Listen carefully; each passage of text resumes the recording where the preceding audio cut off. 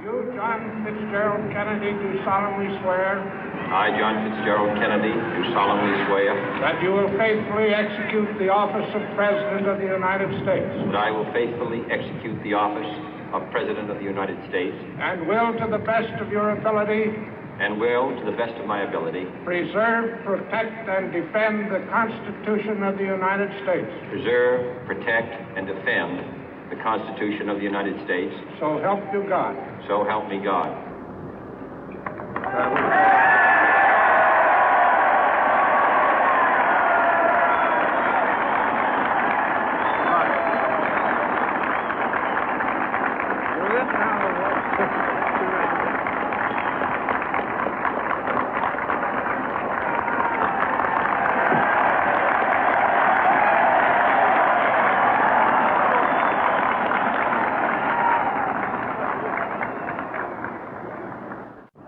Vice President Johnson, Mr. Speaker, Mr. Chief Justice, President Eisenhower, Vice President Nixon, President Truman, Reverend clergy, fellow citizens.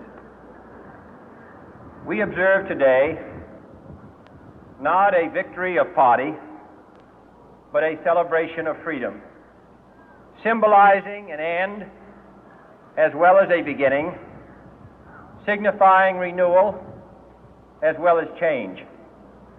For I have sworn before you and Almighty God the same solemn oath our forebears prescribed nearly a century and 3/4 ago.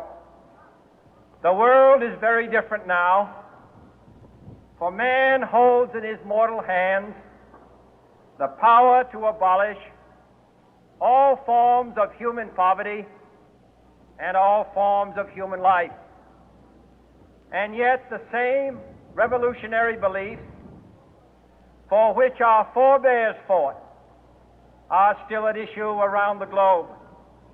The belief that the rights of man come not from the generosity of the state, but from the hand of God.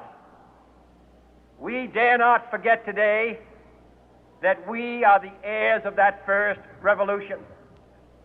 Let the word go forth from this time and place to friend and foe alike that the torch has been passed to a new generation of Americans born in this century, tempered by war, disciplined by a hard and bitter peace, proud of our ancient heritage, and unwilling to witness or permit the slow undoing of those human rights to which this nation has always been committed and to which we are committed today at home and around the world.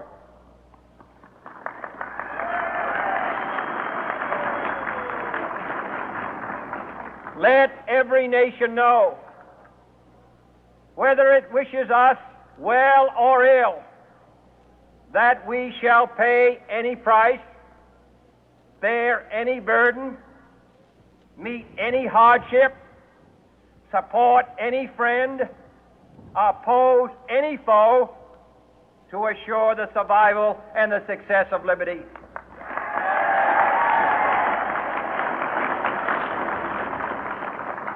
This much we pledge and more. To those old allies whose cultural and spiritual origins we share, we pledge the loyalty of faithful friends. United, there is little we cannot do in a host of cooperative ventures. Divided, there is little we can do, for we dare not meet a powerful challenge at odds and split asunder.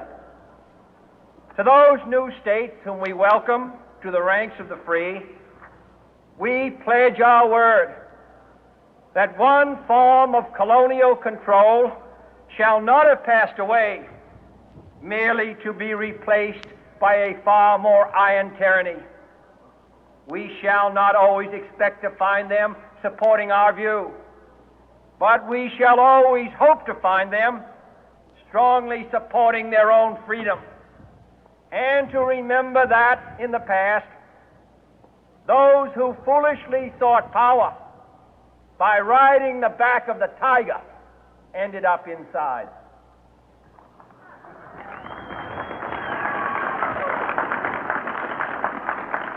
To those people in the huts and villages of half the globe struggling to break the bonds of mass misery, we pledge our best efforts to help them help themselves for whatever period is required, not because the communists may be doing it, not because we seek their votes, but because it is right. If a free society cannot help the many who are poor, it cannot save the few who are rich.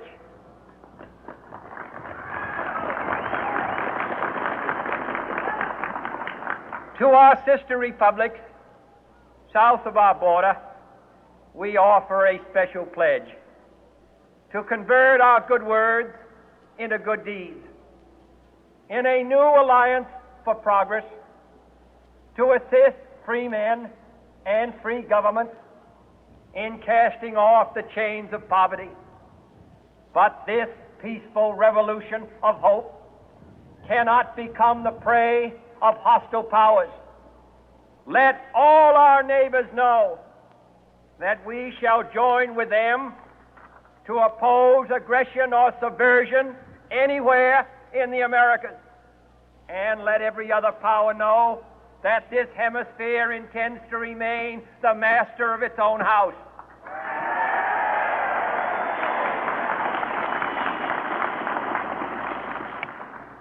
To that World Assembly of Sovereign States, the United Nations, our last best hope, in an age where the instruments of war have far outpaced the instruments of peace, we renew our pledge of support to prevent it from becoming merely a forum for invective, to strengthen its shield of the new and the weak, and to enlarge the area in which its writ may run.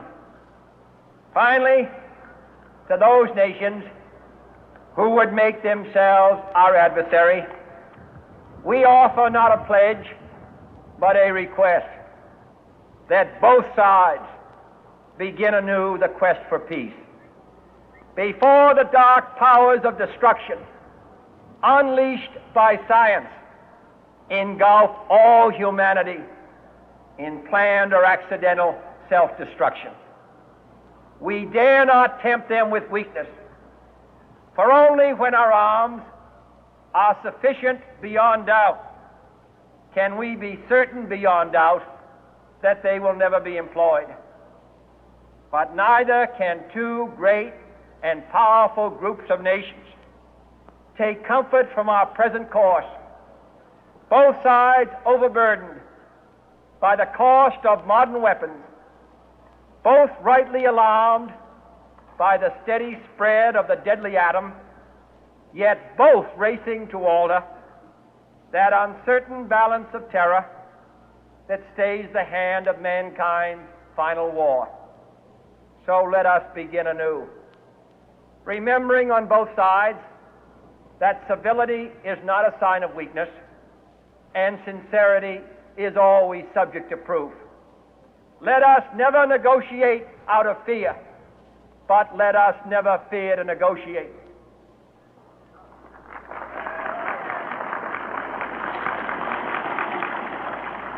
Let both sides explore what problems unite us, instead of belaboring those problems which divide us.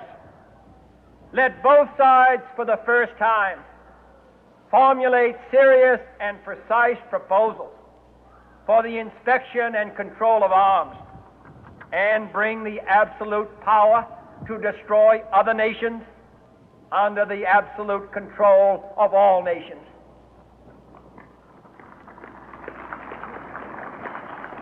Let both sides seek to invoke the wonders of science instead of its terrors.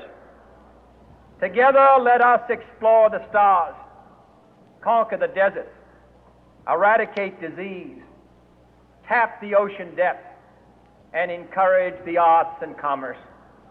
Let both sides unite to heed in all corners of the earth the command of Isaiah to undo the heavy burden and let the oppressed go free. And if a beachhead of cooperation may push back the jungle of suspicion, let both sides join in creating a new endeavor, not a new balance of power, but a new world of law, where the strong are just and the weak secure and the peace preserved.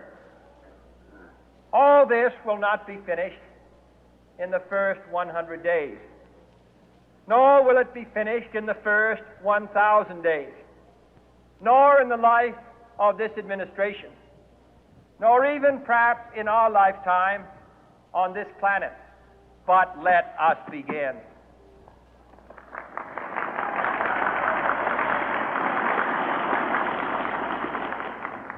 In your hands, my fellow citizens, more than mine, will rest the final success or failure of our course. Since this country was founded, each generation of Americans has been summoned to give testimony to its national loyalty. The graves of young Americans who answered the call to service surround the globe. Now the trumpet summons us again, not as a call to bear arms